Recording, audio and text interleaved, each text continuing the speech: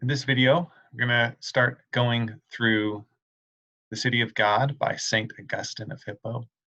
Doing this because this is a very interesting book, but it's also a very stimulating book, and it's a very encouraging book. So there's a lot of reasons to read it and to love it. And over the past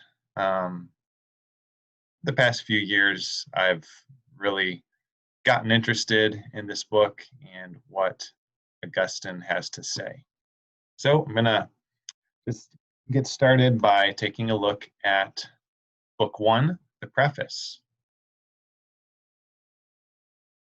So let's figure out how to advance the slides first. Let's see, I got to switch over to the mouse. All right, clear my annotations. So let's dive in. This is the preface of The City of God by St. Augustine, explaining his design and undertaking this work.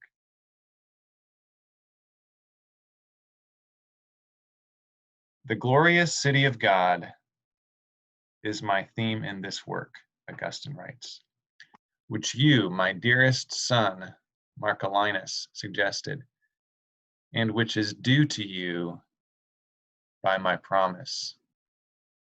All right, that's actually as far as we're going to read in this particular video. I want to zoom in on each of those three phrases that I highlighted there in the first sentence. So first of all, the city of God. What is Augustine talking about?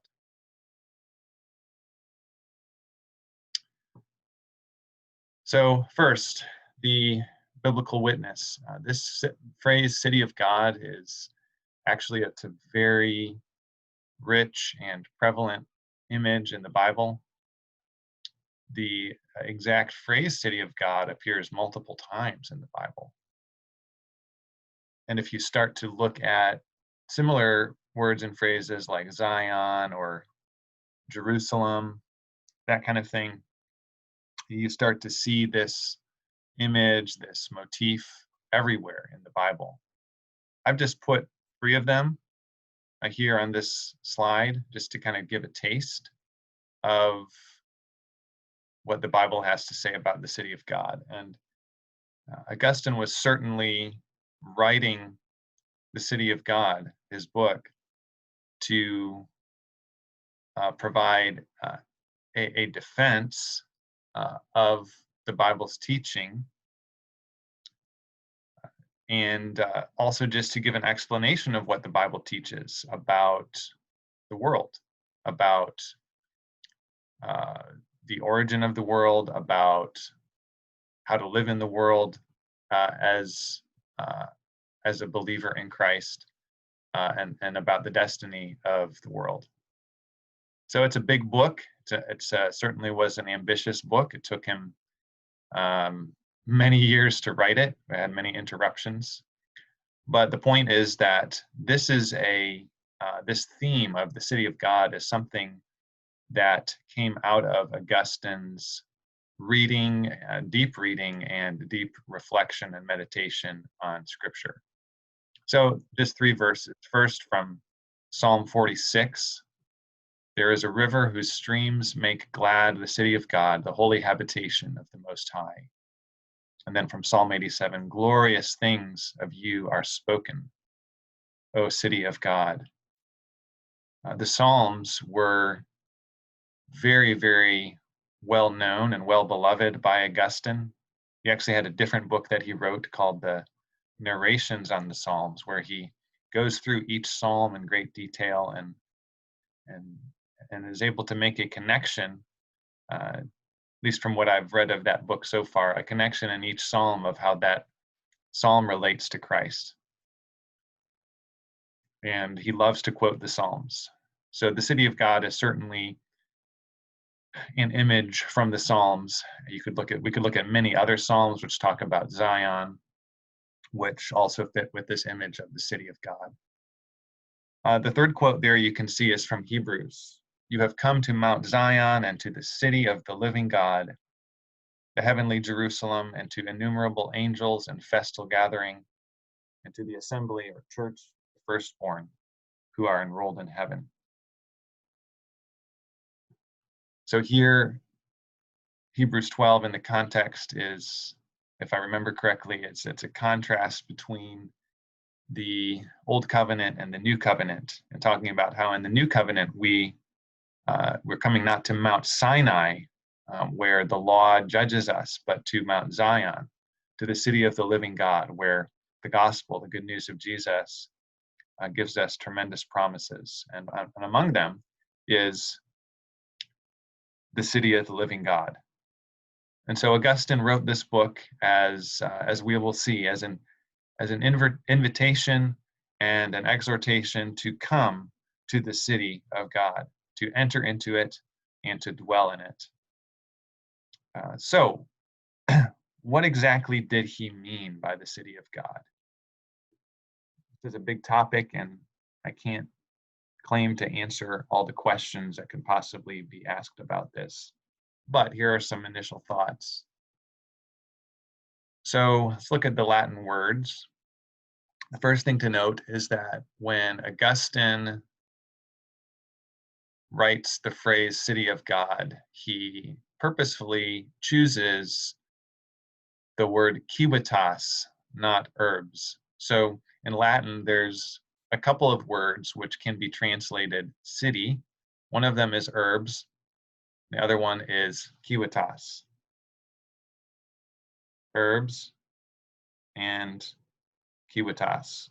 So urbs means a walled town or a city. It's referring to the the built environment of a city.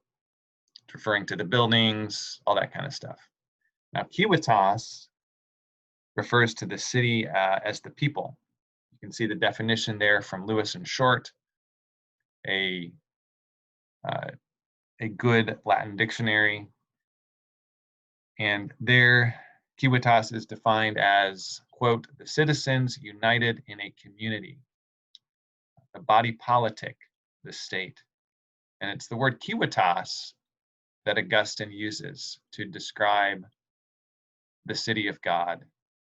It's the community of God, the body politic of God, the citizens of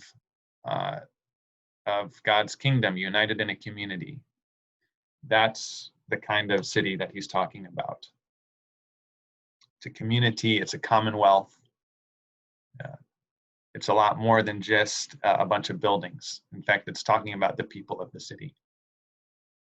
The other angle from which to see what Augustine means by the city of God is to look at one of the words which is opposite. It's an antonym of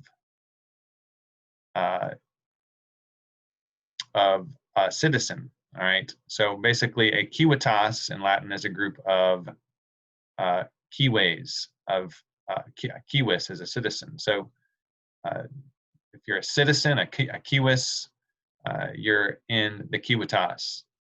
Now, the opposite of being a citizen is being a peregrinus, a foreign resident, a stranger.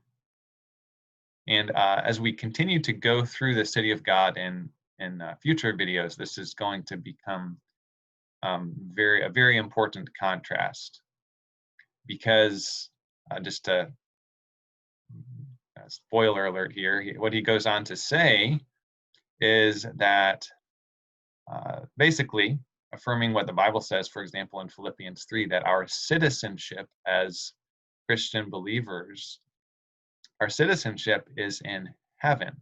And so because our true citizenship is in heaven, here we are foreign residents, we're strangers, we're pilgrims, right? And so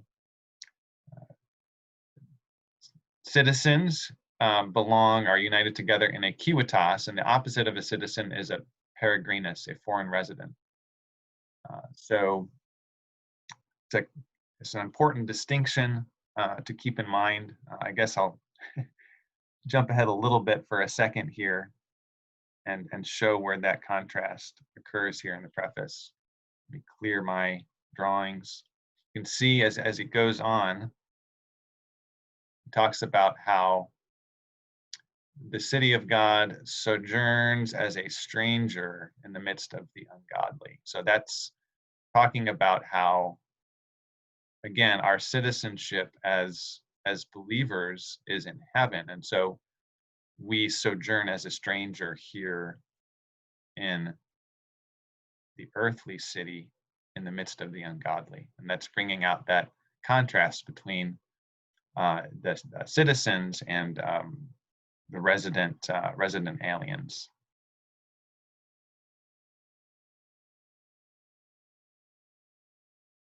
All right, so going on, Marcellinus. So as we saw, Augustine addresses this book to Marcellinus. Who was Marcellinus? You can see there a photo of a statue of him from the colonnade outside St. Peter's Basilica in Rome, in Italy. If you visit there, you can see this statue there today. I was there, I don't know, back in 2003 or something, and wasn't paying attention and didn't see it. But anyway, here's a photo of a statue of Marcellinus.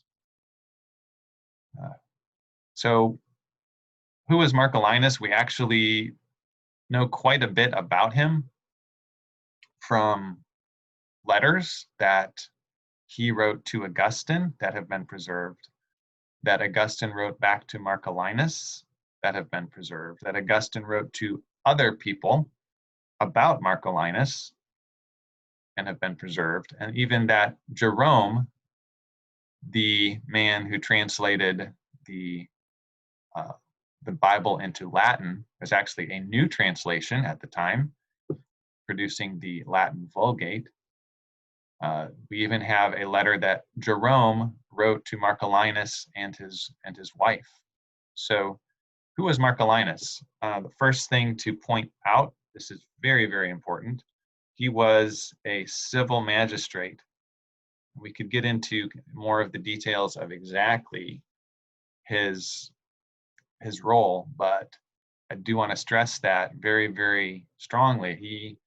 He was a civil magistrate. He was someone who had power and authority in the Roman government of that time. He was someone who was, as I understand it, it's kind of like he would have been in the White House staff, right? So he was very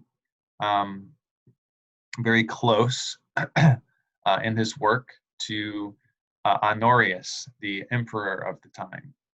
Honorius, who was at the time when Augustine started writing The City of God, was the emperor of the Western Roman Empire. Side note, the Roman Empire at this point in time was split into two halves. The Western Roman Empire,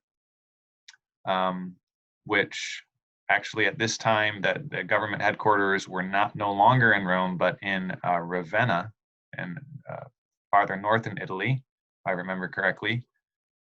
And then the Eastern Roman Empire had its capital in Constantinople. Now, what else do we know about Marcellinus? In his letter 151, which was written after Marcellinus was died, actually he was executed, he was beheaded. That's an interesting story in and of itself. But you can see here that Augustine describes him as eminent as a Christian, both in heart and in practice. He actually goes into a great deal of detail in that letter about the character of Marcellinus. Marcellinus' Christian character. Marcellinus was as Augustine says, eminent as a Christian, both in heart and in practice. Marcellinus and Augustine first met when Marcellinus was sent by the emperor to Carthage in North Africa, where Augustine served as a bishop in the Catholic Church. He was sent there, Marcellinus was, by the emperor after Emperor Honorius withdrew toleration of the Donatists in 410. Now, who were the Donatists? The Donatists were a separate communion of Christians from the Catholic Church of the time. That's a whole nother discussion, what is Catholic versus Roman Catholic? Anyway, there's a lot we could get into there, but the point is that at this point in time, in 410 AD, there were Catholic churches and bishops and Christians in North Africa, where Augustine lived, and there were Donatists, and this was an example of schism. Right? There's that hymn that talks about I think it's the church's one foundation, and it talks about how the church is rent asunder by schisms, distressed by heresies, and so this was a sad schism, the division between the Donatists and the Catholics. I don't claim to understand all the issues that were involved, but to make a long story short, the Donatists claimed that they were the true church, and the Catholics, among whom were Augustine and Marcellinus, the Catholics, they claimed to be the true church. And so there was this schism between the Catholics and the Donatists. And so Honorius, actually being a Catholic Christian emperor himself, he withdrew toleration of the Donatists in 410. And he sent Honorius to Carthage to, here in this fourth point, to have a comparison of the legal claims of the Donatists versus the Catholics. And so sometime in 410 to 411, Augustine and Marcellinus met and developed a friendship. In a way, Augustine became a mentor of Marcellinus as an older man, an older Christian to a younger Christian. So hopefully this gives you a sense of who Marcellinus was, some of the key points about his life.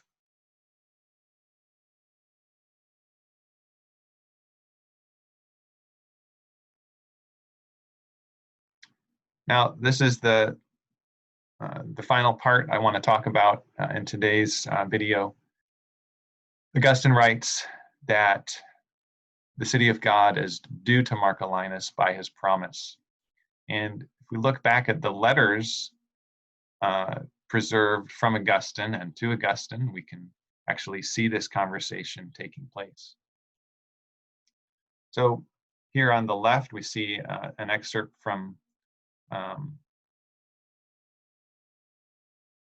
Augustine to Volusianus. And Volusianus was a very interesting person in his own right. He was basically a noble, a noble Roman, and he was at the best on the fence about Christianity. He had, it appears that Volusianus maybe had a mother who was a Christian, but he himself was a skeptic. We're talking about Volusianus. Volusianus was a skeptic. He had lots of questions about Christianity, and he was on the fence. He was not a Christian. He had not been baptized. But yet he was interested in Christianity, and he was actually a mutual friend or a mutual acquaintance of both Marcellinus and Augustine. So we have some letters preserved that involve all three of these ancient people: Augustine, Volusianus, and Marcellinus. So in this letter 132 in Augustine's works, we see him writing to Volusianus, and he says, "I beg to exhort you as earnestly as I can not to grudge to devote attention to the study of the writings which are truly and unquestionably holy." So here he's talking about the Holy Scriptures, the Bible. Why? For they are genuine and solid truth. They deeply interest the man who is hungering not for words, but for things. And I think this phrase, "hungering not for words, but for things," if you read what Augustine wrote in his book on Christian teaching, he makes a key distinction between words and things, and how words we use to point to things. So what he's talking about here is not acquiring wealth or acquiring possessions, but things in the sense of reality, right? For a man who is hungering not just for words that sound good or words that are clever, but actually in real things, real people, real relationships, truth. Augustine says you should devote your attention to the study of the holy writings, the Holy Scriptures. All right, he goes on to say, "They cause great alarm at first in him whom they are to render safe from fear." It's interesting there. It reminds me of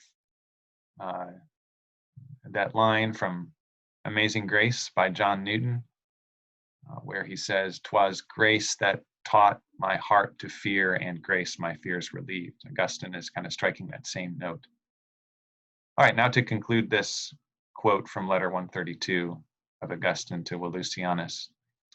Augustine writes, "If in your reading or meditation on what you have read, any question arises, to the solution of which I may appear necessary, write to me, that I may write in reply." So this appears to be part of the origin of the promise that Augustine is talking about as he begins the city of God.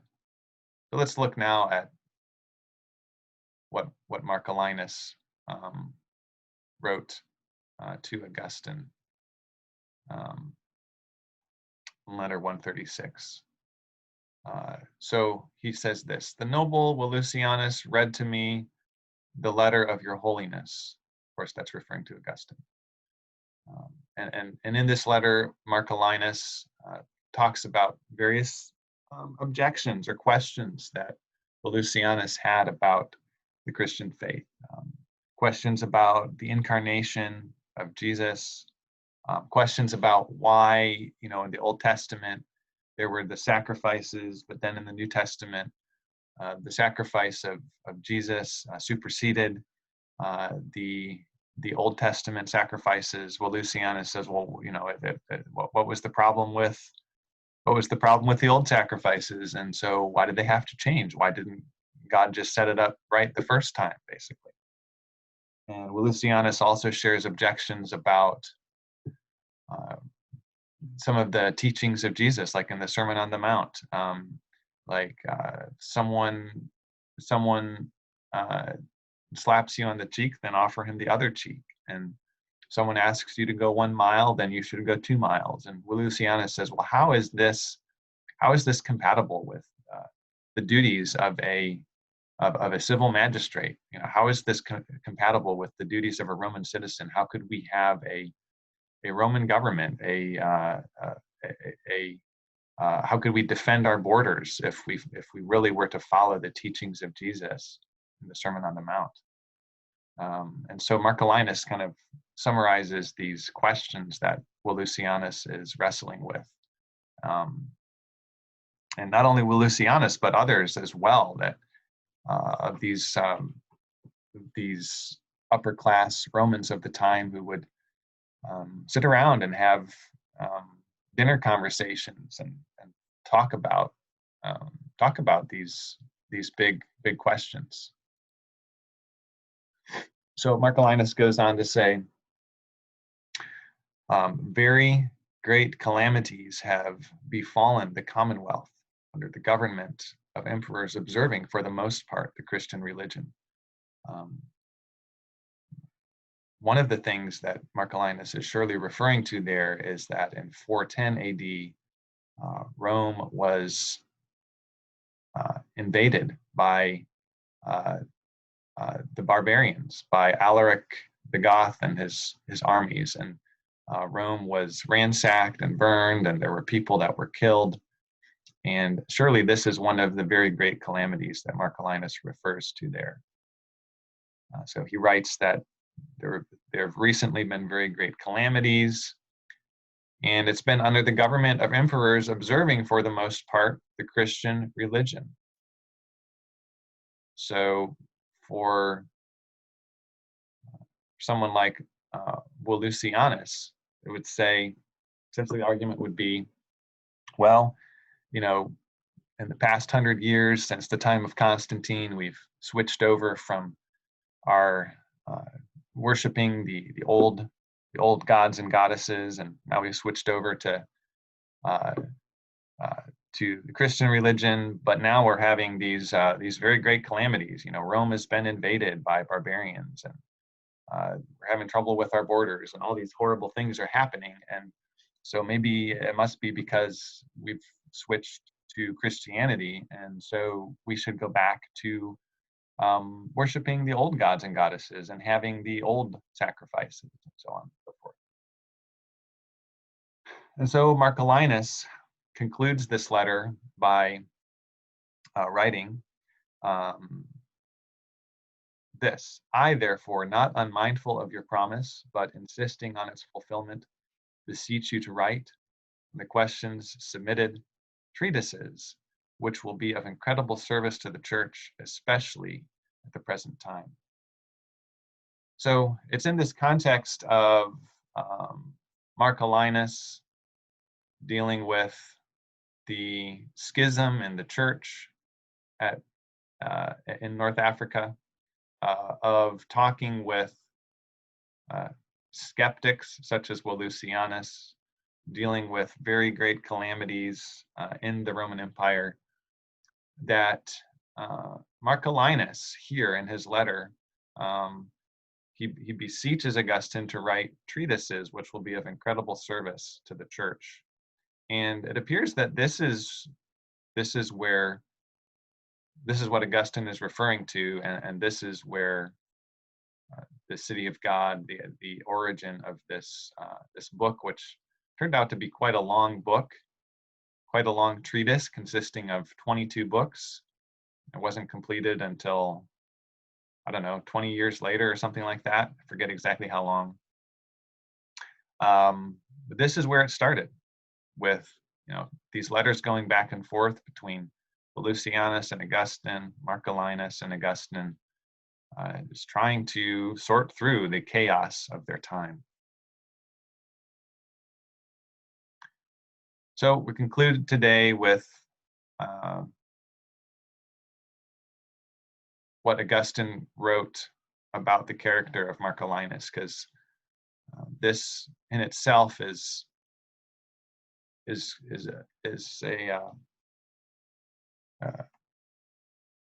a window of insight into the character qualities that Augustine valued, and that he saw that Marcellinus embodied.